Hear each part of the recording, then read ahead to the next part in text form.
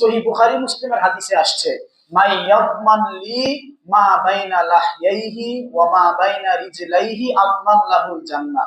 আল্লাহ রাসূল সাল্লাল্লাহু আলাইহি ওয়াসাল্লাম বলেন, যেই ব্যক্তি আমার যেই উম্মত, আমার যেই প্রিয় উম্মত দুইটা বিষয়ের হেফাজত করবে। কয়টা বিষয়? দুইটা বিষয়। দুই চোয়ালের মধ্যখান অর্থাৎ দুই গালের মধ্যখানে একটা আল্লাহ তাআলার সৃষ্টি বস্তু আছে, এটার নাম হলো জিহ্বা। ওটাও আল্লাহর একটা সৃষ্টি। এটা কি? জিহ্বা।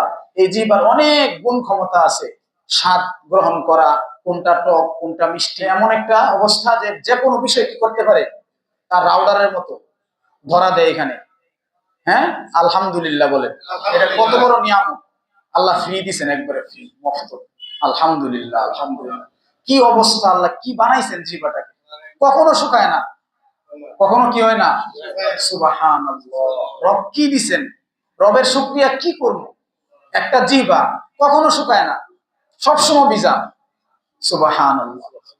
আল্লাহ রাসূল বলেন, জিহ্বাটাকে আল্লাহ তাআলা ভিজা রাখার এক নম্বর কারণ হলো যেন সবসময় জিহ্বা দিয়া আল্লাহর জিকির করতে পারে। সুবহানাল্লাহ, আল্লাহু আকবার। কেমন এটা জিহ্বাটা, শুধু জিহ্বা নিয়ে যদি কেউ চিন্তা করে কেমনে শুকরিয়া আল্লাহ শেষ করবে। সুবহানাল্লাহ, আলহামদুলিল্লাহ, আলহামদুলিল্লাহ। এটা কি বানাইছেন আল্লাহ, কি কুদরতি একটা ম্যাজিকের মতো, যা দেয় সাথে সাথে বলতে পারে এই তিতা হইছে, এই লবণ বেশি হইছে, কম হইছে, মিষ্টি হয় নাই, তিতা হই, মানে আল্লাহ তাআলা এটা কি বানাইছেন।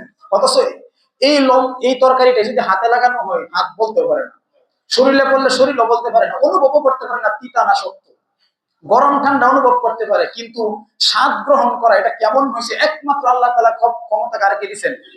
সুবহানাল্লাহ, কি বানাইছেন জীবটাকে। শুধু এই শুকরিয়া যদি আমরা করি সেজদায় গিয়ে আল্লাহর কাছে, শেষ হবে? আলহামদুলিল্লাহ। এটা শুধুই আল্লাহর দয়া। এটা শুধুই কি বলেন, এটা কি দয়া, কার দয়া? শুধুই আল্লাহর দয়া। সবাই বলেন আলহামদুলিল্লাহ।